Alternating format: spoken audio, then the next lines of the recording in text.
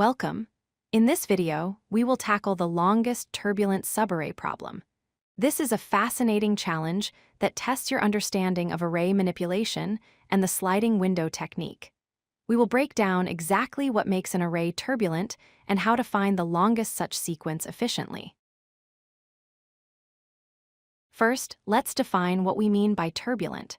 A subarray is turbulent if the comparison sign flips between every adjacent pair of numbers.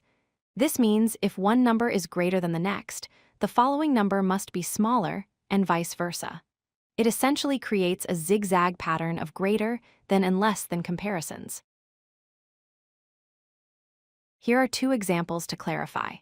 In the first example, the sequence 9, 4, 2, 10, 7 is not fully turbulent because we see a decrease from 9 to 4, and then another decrease from 4 to 2. The signs must alternate. In the second example, a strictly increasing sequence like 4, 8, 12, 16 is also not turbulent because the comparison sign never changes. To solve this, we need to look at the relationship between adjacent elements. There are three possibilities: increasing, decreasing, or equal. A turbulent subarray is formed by strictly alternating between increasing and decreasing relationships. If we ever encounter two numbers that are equal, the turbulence is immediately broken. The most efficient way to solve this is using the sliding window strategy. We maintain a window defined by a start and end pointer. We expand the end pointer as long as the alternating condition is met. If the condition breaks, or if we hit equal numbers, we reset our window start position and continue. The equality case is a specific edge case we must handle carefully. If element I is equal to element I-1, we cannot just skip one element. The entire turbulent sequence is broken.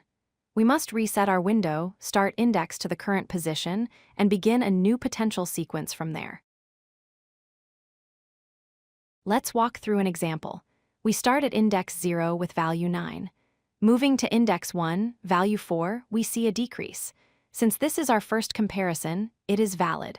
Our current turbulent length is 2, and our maximum length found so far is also 2. Now we move to index 2, which has the value 2. Comparing 4 and 2, we see another decrease. This is a problem. The previous step was a decrease, and this step is also a decrease. The signs did not flip. Therefore, the turbulence is broken. We reset our window to start a new sequence from index 1. Moving to index 3 with value 10, we compare 2 and 10. This is an increase. Since our previous valid comparison was a decrease from 4 to 2, this increase is exactly what we need. The signs have flipped from decreasing to increasing. We extend our window, and our current length becomes 3. Let's analyze the performance. Because we are using a sliding window that passes over the array only once, our time complexity is big O of n. We are simply inspecting each element and updating pointers. For space complexity, it is big O of 1, as we only need a few variables to store our current length and previous comparison state. To wrap up, remember that a turbulent subarray requires alternating comparison signs. Any equality breaks the chain immediately. By applying the sliding window technique, we can solve this problem efficiently in linear time, resetting our window whenever the alternating pattern is violated. If you like this video, hit that like button and don't forget to subscribe. Visit codelucky.com for more such useful content.